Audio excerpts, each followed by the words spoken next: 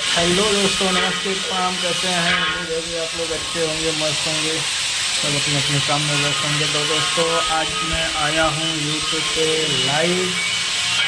आप लोग देख सकते हैं, हम अपने साइट पे हैं और यहाँ हमारा काम चालू है। और ये है हमारे श्रीनाथ भाई जो कि आज ये भाई फ्रेम लगा रहे हैं। ये और एक छोटा भाई मिलके कुछ देर पत्थर कटिंग किए हैं और फिर फ्रेम लगा रहे हैं। तो अभी आप लोगों को दिखा रहे हैं।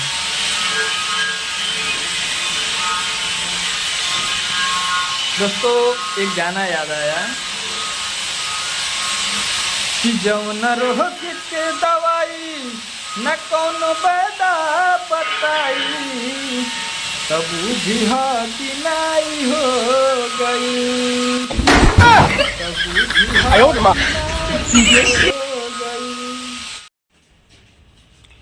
ये है दोस्तों छोटा भाई,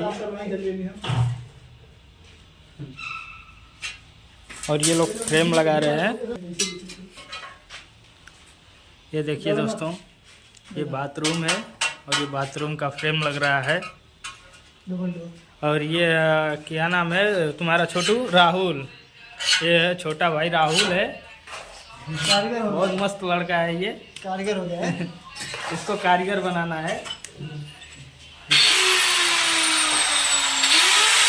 और ये डबल पट्टे का फ्रेम है।